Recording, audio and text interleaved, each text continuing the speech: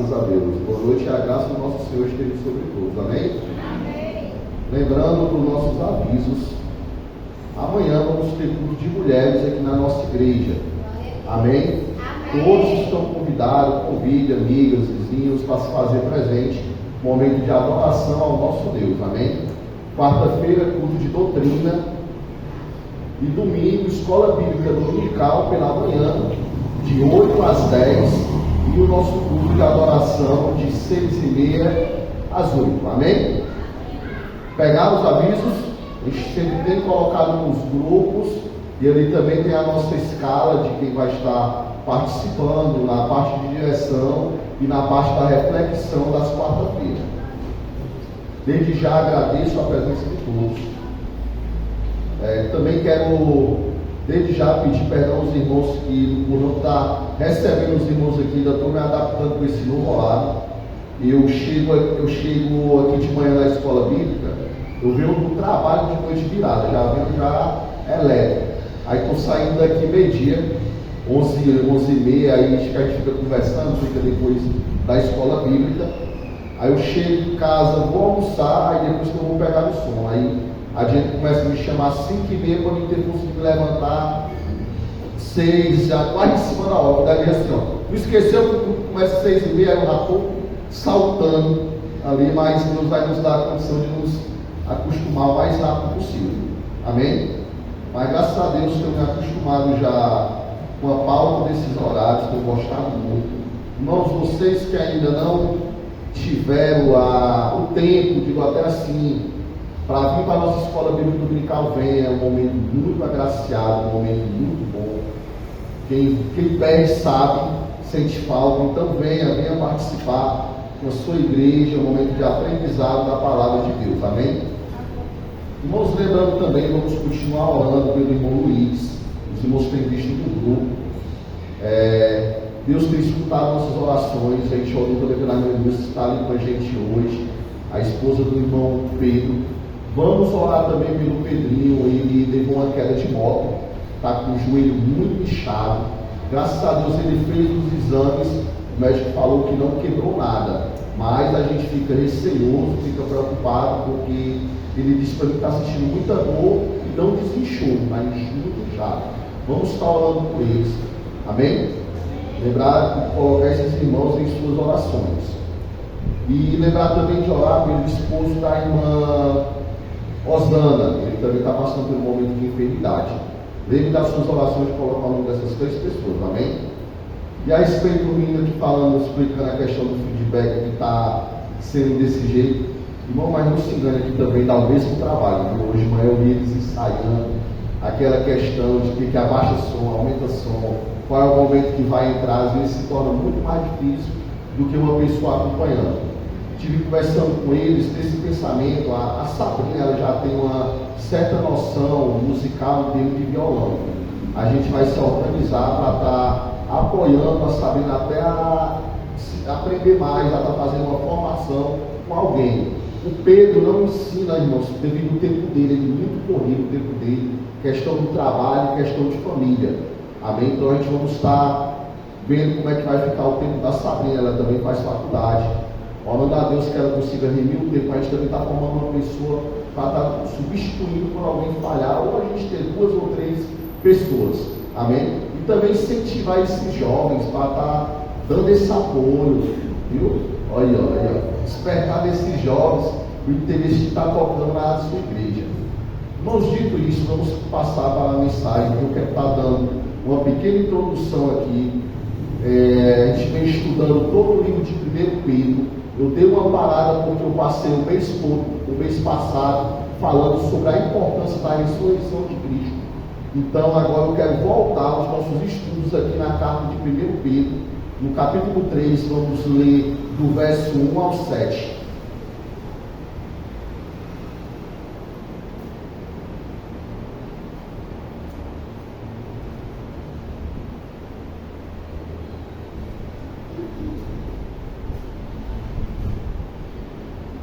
Primeiro Pedro, do verso 1 ao 7. Esse texto foi muito desafiador para mim, porque a gente costuma trabalhar esses textos mais em encontro de casais, só que a palavra do Senhor também nos traz algumas exortações para o nosso preparo diário. Eu sempre tenho procurado trazer os desafios que nos proporcionem a estar trabalhando na nossa vida diária, estar nos fortalecendo, nos preparando para o que o mundo tem colocado para que o crente seja desafiado em nome de Jesus, amém? Então aqui, observe que Pedro vai dar uma instrução ao casamento. 1 Pedro capítulo 3, do verso 1 ao 7. Pedro vai estar nos dando aqui uma orientação a respeito dos casais. Só que eu quero estar trabalhando o tema em cima desse ponto que Pedro trabalha, o exemplo de Cristo para seguirmos. Esse é o tema central. Nós venhamos aprender em todo esse capítulo o que Cristo o exemplo que Cristo nos dá a respeito de submissão, conduta e desempenho no relacionamento a dois e no relacionamento pessoal para com Deus, amém? Diz assim: igualmente vocês, esposas, estejam sujeitas cada um ao seu próprio marido, para que, se ele ainda não obedecer à palavra, seja ganho sem palavra alguma, por meio da conduta de sua esposa, ao observar o comportamento honesto e cheio de temor que vocês têm, que a beleza de vocês não seja exterior, como tranças nos cabelos, joias de ouro e vestidos finos, mas que ela esteja no ser interior, uma beleza permanente, de um espírito manso e tranquilo, que é de grande valor diante de Deus. Pois foi assim também que no passado costumava-se enfeitar as santas mulheres que esperavam em Deus, estando cada qual sujeita ao seu próprio marido. Foi o que fez Sara, que obedeceu a Abraão, chamando de Senhor, da qual vocês se tornaram filhas, praticando o bem e não temendo perturbação alguma. Maridos, vocês igualmente vivam a vida comum do lar, com discernimento, dando honra à esposa, por ser a parte mais frágil e por ser cordeira da mesma graça da vida. Agindo assim, as orações de vocês não serão interrompidas. Oremos. Senhor Deus amado, diante de nós, ó Deus, está aberta a tua santa palavra, nos revela, nos dá entendimento dela, Deus. Abre, ó Pai, o nosso entendimento e compreensão, que não venha ser eu, ó Pai, mas sim o teu Espírito Santo. Conduz, ó Deus, a tua igreja na medida da tua vontade. É o que eu te peço em nome de teu Filho amado, Cristo Jesus, que vive e reina hoje e eternamente. Amém. Irmãos, para mim, logo quando eu estava lendo esse texto, que eu achei bastante interessante, foi aqui o verso 5, quando diz assim: pois foi assim também que no passado costumava-se enfeitar as santas mulheres que esperavam em Deus, cada qual sujeita ao seu próprio marido. Então sempre as mulheres estavam ali à espera do Senhor. E aqui na nossa igreja não é diferente. As mulheres desempenham um papel valoroso diante de Deus. Esforço, dedicação, do princípio ao fim. Aí outro também que eu achei bem interessante foi o 4, mas que ela esteja no ser interior, uma beleza permanente, de um espírito manso e tranquilo. Olha o dizer, viu? Aí tem que batalhar muito. A mulher está mansa e tranquila. Não faça raiva à mulher, não. Aí eu disse assim: rapaz, isso aqui é um desafio para uma mulher. Agora lá no 7, para os homens, para não dizer que eu estou botando em balança pesando uma medida para outra. Aí lá no 7 vem uma responsabilidade muito grande para o homem. Observe, maridos, vocês igualmente vivam a vida comum do lar, com discernimento, dando honra à esposa, por ser a parte mais frágil. Aqui ele acaba de chamar a mulher de frágil, mas veja que o nível que ele eleva a mulher.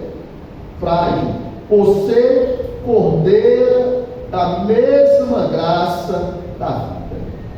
Da mesma graça é do mesmo sentido, mesmo padrão, mesma responsabilidade, com funções diferentes. Consegue ver aí a responsabilidade que recai sobre o marido? Ele tem que cuidar, amar, proteger, zelar, elogiar todos os dias. Mesmo naquele dia que ela vai acordar, virada. Mas imagina o peso que recai. Aí o entendimento maior, que hoje muitos homens pensam ao contrário. Eu sou mais, eu dirijo, minha mulher não dirige, eu trabalho, eu ganho mais, minha mulher ganha menos. Da mesma graça, mesmo nível, com funções diferentes. Então aqui nós encontramos uma situação que vem sobressaindo na nossa sociedade, uma sociedade estranha. A sociedade atual não vê da mesma forma que estamos vendo. Há mais informações disponíveis sobre o sexo, casamento, do que qualquer outra época. Agora, no entanto, também há mais problemas no casamento, na família, na sociedade, do que em outras épocas. O divórcio, famílias destruídas, drogas, imoralidade, desemprego, a falta de honestidade entre as pessoas. Então nós observamos que é evidente que há algo errado, há algo que não está certo. E essa sociedade tem passado tudo isso trabalhando família, trabalhando dentro dos nossos lares, não cumprindo isso aqui que Pedro nos ensina, usado pelo Espírito através da palavra de Deus, como deve ser o relacionamento entre marido e mulher, que sobressai a uma vida, a uma conduta diária em nossa vida. Irmãos, no Brasil foi feita uma pesquisa que em média os casamentos duram 13 anos.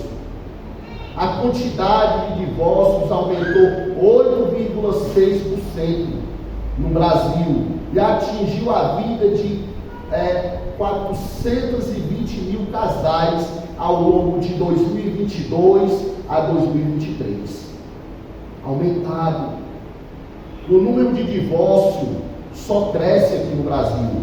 Homens encerram o relacionamento entre 44 anos e mulheres têm na faixa de 40 anos. Pessoas maduras, pessoas experientes, mas a sociedade acha normal. Assim consta uma pesquisa feita aqui no Brasil, e em 2007, como sempre o Estado querendo trabalhar contra a família, começou a tramitar um projeto de lei proposto pelo então deputado Clodovil Hernandes, que pretende regularizar o casamento entre pessoas LGBTQIA+, no Brasil. Por que eu estou falando isso? Para você ver como eles trabalham contra a família, contra os lares. No entanto, ao longo da tramitação, ele foi sendo juntado com outros projetos e eles continuaram tentando liberar o casamento de pessoas do mesmo sexo. Ano passado, a comissão leva para votação, através do pastor Eurico, para aprovação, o projeto que proíbe o casamento entre pessoas do mesmo sexo.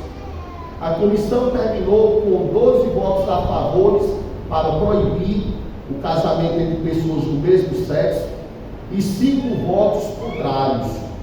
A proposta ainda será analisada nas comissões de direitos humanos. Veja aí a batalha que tem quando você coloca uma lei para defender o matrimônio, para defender a família. Ainda vai passar pelos direitos humanos, que trata as minorias, igualdades, raças e da Comissão de Constituição e Justiça da Cidadania. Passa por uma rua de defesa e, se for aprovado, seguirá para o Senado. A aprovação da proposta contrária à atual jurisprudência brasileira, que desde 2011 o Supremo Tribunal Federal, o STF, permitiu que pessoas do mesmo sexo se casassem. Só ainda não tinha obrigado pastores ou padres a fazer o casamento, mas diante do casamento civil eles poderiam casar. Vocês conseguem ver aí a batalha que nós, como crentes, defensor da palavra do Senhor, temos enfrentado? Qual é o maior princípio do casamento? É só quando as bênçãos é dada na igreja? Não. Quando você casa o civil, você já está casado diante de Deus e diante da sociedade. E foi logo a primeira causa que eles ganharam. Foi isso. Então o STF ele reconhece a união entre casais do mesmo sexo como uma entidade familiar. Como uma entidade familiar. Então o pastor Eurico, no entanto, argumenta que cabe ao Poder Legislativo e não ao STF deliberar sobre o tema. Então, em 2023, no dia 10 de outubro, o relator, o deputado pastor Eurico, apresentou uma complementação ao seu parecer que inclui novos pontos para barrar isso aí. O texto do relator mantém a proibição da união homoafetiva e determina que a justiça interprete o casamento, a união estável, de forma estreita, sem extensões análogas. Ou seja, deixa claro que essas formas de união diz respeito apenas ao homem e a uma mulher. Ele ainda usou alguns textos bíblicos para mostrar que desde o passado a família se constitui de um homem e de uma mulher. Foram feitos para procriar, estabelecido por Deus. Uma pessoa do mesmo sexo não procria. Não vai dar continuidade a isso que chamamos de família.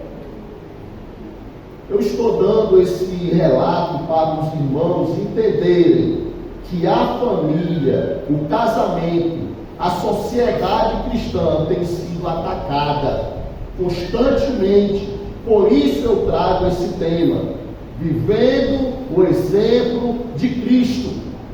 É através do exemplo dele, é através do que ele nos ensina, através da sua palavra, que temos que conduzir a nossa vida diária. Irmãos, não basta dizer que os lares precisam de Deus. Não é só isso, pois em muitos casos são os casamentos cristãos que se desintegram. Em muitos casos é o casamento cristão que tem ouvido rompimentos, separações. Por incrível que pareça, o fato de um homem ou uma mulher serem salvos não garante o sucesso do casamento e nem vai impedir com que eles continuem sendo salvos em Cristo Jesus. Muitas vezes nós imaginamos que quando um casal crente se separa, deixaram de ser crentes, o Senhor virou as costas. Não. Às vezes é por falta de acompanhamento, de esforço e de não seguir o exemplo de Cristo, o padrão bíblico. O casamento é uma relação que exige trabalho, exige para atingir o sucesso, exige trabalho, não é algo que acontece automaticamente, não. Não é algo que tu vai ligar na tomada e vai carregar, não. É tu que tem que estar atuando para que brote. É tu que tem que estar cultivando para que ele cresça. Não é algo automático, não. Não é algo que você vai só botar para carregar e ele vai rebobinar e vai dar certo. Não. Casamento é algo vivido a três. É Deus, você e a sua esposa.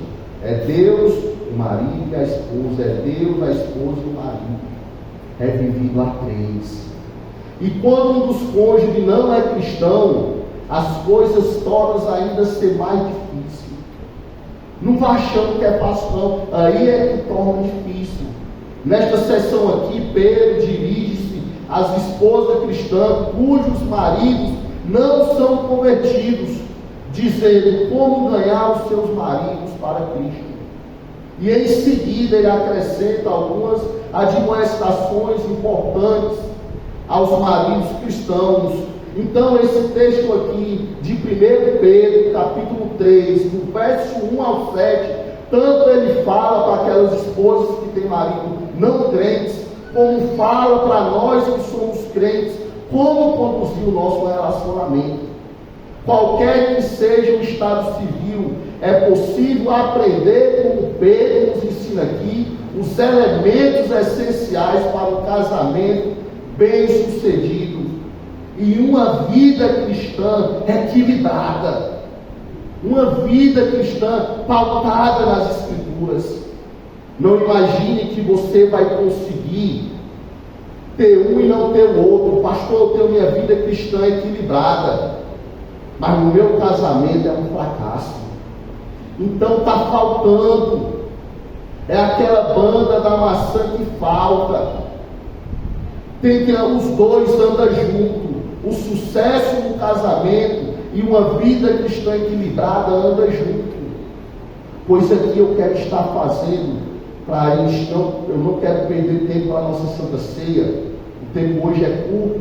Aqui eu vou dar apenas uma pequena introdução, mas eu não poderia terminar sem fazer uma aplicação aqui. Eu quero estar fazendo uma aplicação quando Cristo, Ele morreu em nosso lugar.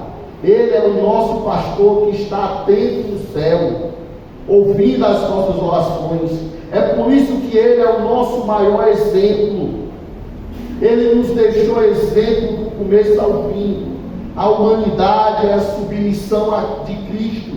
Não foram diminuídas porque Cristo passou e foi. Não. Ao contrário, temos que continuar sendo submissos a Ele. A humildade e a submissão de Cristo não foram uma demonstração de fraqueza, mas sim de poder. Quando Ele, por humildade, se submeteu àquilo que Deus queria, foi mostrando o seu real poder. E muitas vezes nós achamos ao contrário, achando que ser humilde não é nos levantar e enfrentar aquilo que tem tentado nos diminuir como pessoa, como marido, como esposa e principalmente como crentes em Cristo Jesus. Jesus poderia ter convocado os exércitos do céu para salvá-lo quando ele estava diante de Pilatos para ser crucificado. Interessante que as suas palavras a Pilatos é bem interessante. Nós estávamos até comentando sobre isso, eu e a irmã Carla e alguns irmãos no domingo passado. Lá em João 18 fala, lembra daquela passagem quando Pilatos diz assim: tu és rei? E o que é que o Senhor diz? É tu que disse que eu sou. Onde está o teu exército? Meu exército não está aqui. O meu reino não é daqui. Aqui comprovando para nós que ele permanecia inteiramente no controle da situação. Era Pilatos que estava sendo julgado e não Jesus. Ali era Pilatos que estava sendo julgado e não Jesus. O Filho se entregou ao Pai, que sempre julga com justiça. Então entenda, continuamos submissos a Cristo. E essa submissão exige força e poder.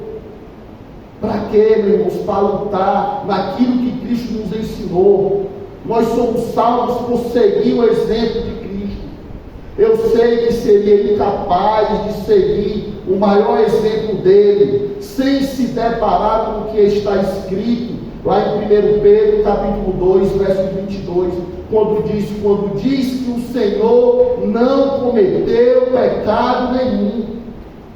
Eu sei que aqui encontramos uma barreira enorme de ter ele como exemplo, porque ele não tinha pecado nenhum sobre ele. Mas enquanto estivermos aqui neste mundo, estamos sujeitos a pecar e a desobedecer, mas entendendo que o nosso Deus, ele é misericordioso e ele está sempre de braços abertos. Então temos que procurar nos corrigir diante dele. Os pecadores precisam de um Salvador, de um exemplo a ser seguido, porque depois de sermos salvos, temos que desejar seguir de perto os passos de Cristo, imitar o seu exemplo. E o exemplo de Cristo para a nossa vida é de vitória. Ele nunca perdeu uma batalha, ele sempre venceu as dificuldades deste mundo, sempre. Ele a si mesmo, como presbítero, como pastor, um líder supremo, como acima de um rebanho, ele sempre dirigiu-se a Deus em primeiro lugar. Em todos os momentos temos o exemplo de Cristo buscando a Deus em oração. E nós, muitas vezes, não queremos nos submeter a nada, nem a Cristo. Achamos que com a nossa própria força podemos alcançar os nossos objetivos humanos. Necessitamos de Cristo para tudo. Para tudo. Não imagine que o teu casamento é tu que conduz ele sozinho. O teu relacionamento a dois, ou o teu relacionamento com a sociedade, tu conduz ele sozinho. Ou a tua profissão, tu atingiu ela sozinho. Não. Foi Cristo em tua vida. Foi Ele. Cristo é o nosso Salvador. Na glória de Deus. Ele cuida das suas ovelhas para protegê-las e aperfeiçoá-las a Ele. O maior exemplo que temos de Cristo é procurar uma vida de servidão, não ao mundo, a Ele, se submeter a Ele com amor. Aí é onde entra a submissão num casamento. A submissão no casamento não pode ser forçada, não é um chicote, não. Aqui nós acabamos de ler esse texto, que é a mesma graça de Deus que opera no homem e opera na mulher. É o mesmo Espírito, é a mesma graça. Então, é com amor. Se submetemos a Cristo com amor. Ele se submeteu ao Pai com amor, do princípio ao fim. Quando você entender isso, o seu relacionamento vai fluir. Não é com arrogância. Traz aí a minha toalha, mulher. Não. Vai pegar você. Não. Você está com dó? Não. Né? Mas não é assim. É com amor. A submissão é com amor. Você não casa para ser feliz. Você casa para fazer o outro feliz. Bote isso em sua cabeça. Eu não casei para me ser feliz. Eu casei para fazer a minha esposa feliz. E é assim. Deus deu a vida dele. Cristo deu a vida dele por amor a nós. Porque ele mesmo não tinha pecado algum. Ele fez em sua própria conta, não. Ele olhou para os nossos pecados. Eis, portanto, a verdade maravilhosa que Pedro desejava compartilhar.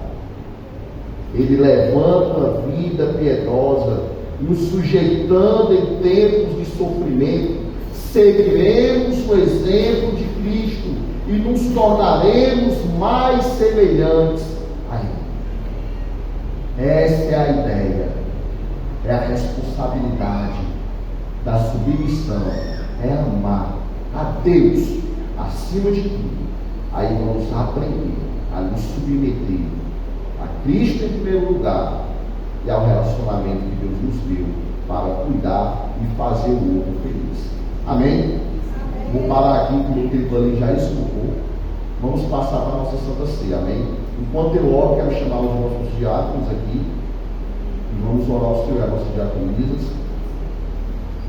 Vamos orar a Deus. Senhor Deus amado, Pai amado, muito obrigado a Deus por essa pequena reflexão da tua santa palavra.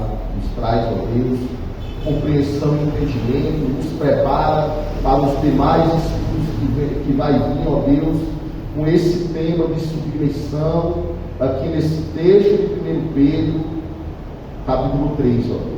Nos fortalece, edifica a tua igreja, nos prepara, ó Deus, para aprender mais de ti. É que eu te peço em nome de Cristo amado. Nos prepara também para estar fazendo esse memorial em teu nome. Eu te peço em nome de Cristo Jesus. Amém.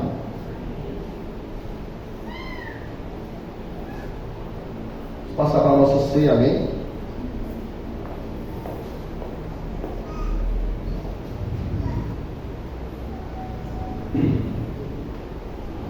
Quando eu dou uma introdução curta desse jeito, eu fico naquele pensamento de ter pregado mais 1h30, de ter terminado.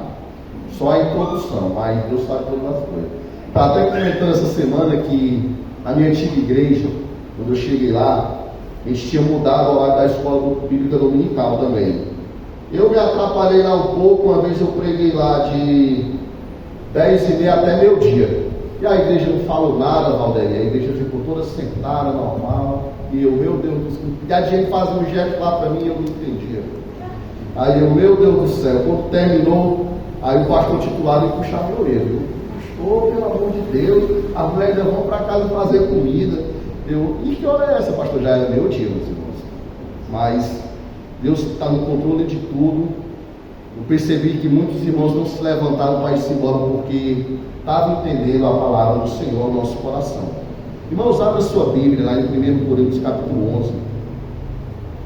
Nosso tempo já avança até demais, mas vamos ter um pouco mais de paciência. Irmãos, aqui nós observamos a instrução que o Senhor nos dá a respeito da Santa Ceia do Senhor. A Bíblia ensina que as pessoas que devem tomar a ceia são aquelas que professar a sua fé a Cristo e reconhecer que são pecadores, mas que se arrependeram e entenderam que o batismo também é um cumprimento a isso tudo, a ordenança de Jesus. São duas ordenanças que o Senhor nos ensina, é o batismo e a Santa Ceia. Então aqui nós vamos estar trabalhando hoje uma delas e entendendo que nós já trabalhamos a outra, que é o batismo. É um dos passos a ser seguido quando você aceita a Cristo como teu Salvador. Apesar de não haver uma ligação direta da Bíblia com o batismo sendo um requisito para participar da ceia do Senhor, mas tem alguns versículos que nos mostram que tudo teve um passo a ser seguido. Primeiro veio o batismo e depois a Santa Ceia. Amém? E aqui, no capítulo 11 de 1 Coríntios, nos dá a instrução a respeito da ceia. Quem pode tomar a Santa Ceia? Aquele que é membro da igreja ou de outra igreja e se batizou, está apto a tomar a Santa Ceia. Agora tem um requisito aí que é pessoal entre você e Deus, se você está bem. O apóstolo Paulo nos ensina a fazer uma análise e ver como você está. Aquele que toma a ceia sem ter esse discernimento, toma para sua própria condenação. E há muitos que dormem, diz assim o texto. Esse no original, quando diz há muitos que dormem, é muitos que morreram por tomar ela indignamente, sem estar digno para tomar a ceia. Está com atrito com teu irmão, está com atrito com alguém, peça perdão a Deus e se reconcilie com Deus entre você e ele, e esteja apto a tomar a ceia do Senhor. Amém? Hoje está chamando aqui o nosso amado irmão Márcio, nosso amado irmão Tiago,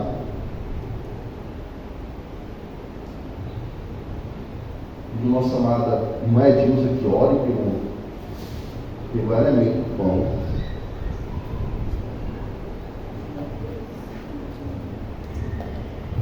imagens.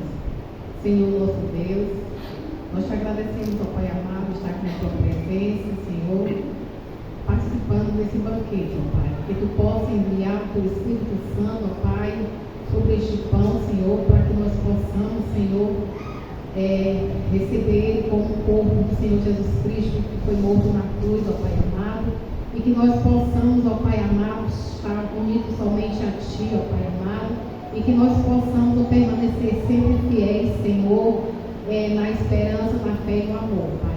Muito obrigada, Pai. Eu te agradeço em nome de Jesus. Amém. Convidar as meninas para estar louvando. Enquanto os irmãos servem, vamos estar cantando o hino 142 do nosso cantor cristão. Na capela, a igreja bem forte, amém? Amém, igreja?